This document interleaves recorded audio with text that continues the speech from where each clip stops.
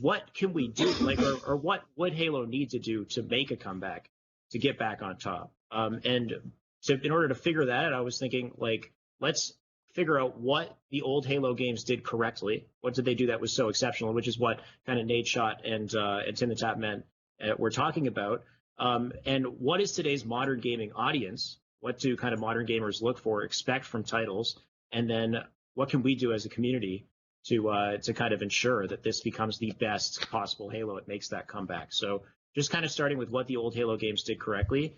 Let's kind of run through that. Just some of your thoughts. Yeah. There's a few things to tackle here. One, I'd like to start by saying Nadeshot goes on to say it after that clip that or before that clip maybe, that he thinks that if they stopped making Halos after they made Halo 3, that Halo 3 would still have a large esports following and would still be played today like the way CSGO is, or the way Counter-Strike is. Right.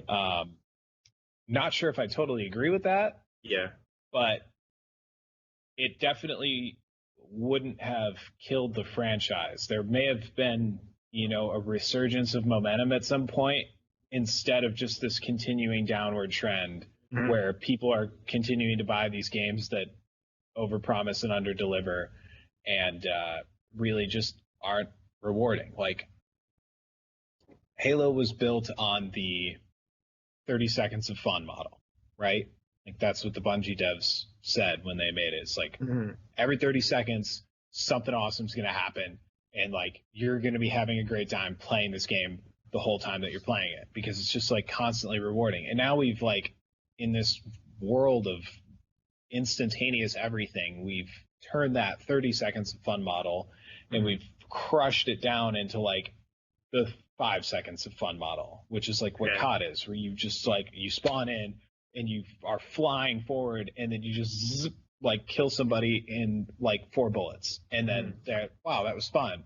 And then you die and then you do it all over again. And it's just like constant stimulation. And I think Halo, we don't have to like go too deep into what they did or like what the other games meant or anything like that. It's more just like, they have their niche, they have their audience. Like, there isn't another FPS title that has the same like kill time length as Halo, the same system with like shields, and it's like a respawn game primarily. There was that one time where they tried that one mode that was like Breakout.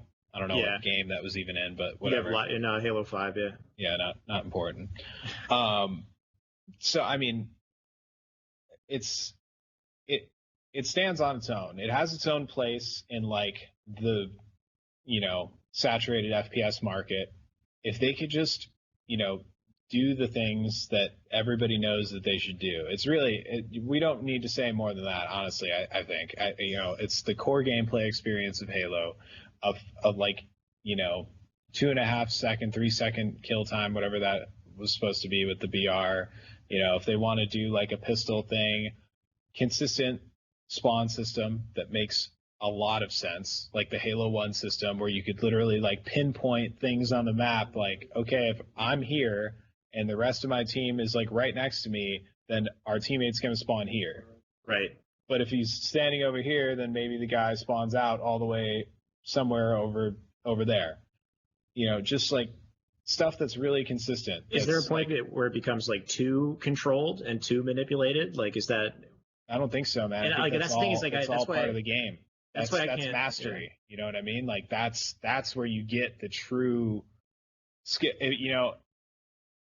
If it's too simple, then it's an issue. Like, if one team spawn kill, if one team wipes the other team and then they just have them on spawn kill forever, like, and they just keep spawning in one spot. And I guess that is a map design issue as well. That's another thing. They need, great symmetrical arena maps. Like, the best Halo maps throughout all time have been like, besides Lockout and a few others, have been smaller arena maps that are symmetrical, or just an arena map. I can't think of I can think of one great Halo map that was not an arena map, but it is pretty symmetrical, and that's Blood Gulch. And Okay. there's a reason that it was dragged into almost every single title, if not every single title.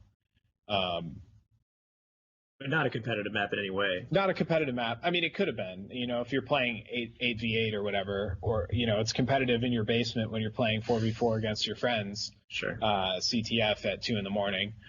But, smaller arena maps that are symmetrical, it's symmetry is like the easiest way. Like, if you're stumped as a developer and you're like, oh man, like, not really sure about these maps, just make something symmetrical. Like, even if it's kind of sucky, at least it'll make sense to everyone, and like it'll be even.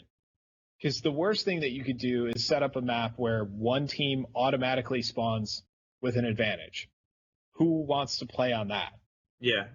Nobody. It's stupid. Yeah, there are little elements of maps where like they're predominantly symmetrical, but there are small features within those maps that aren't symmetrical. For example, construct, one side isn't the same as the other, though the map overall is relatively symmetrical, which does work when you have elements like that, as long as it's not giving a large advantage to one team over the other. It doesn't have to be perfect. It doesn't have to be, midship, but it has to be, close. Yeah.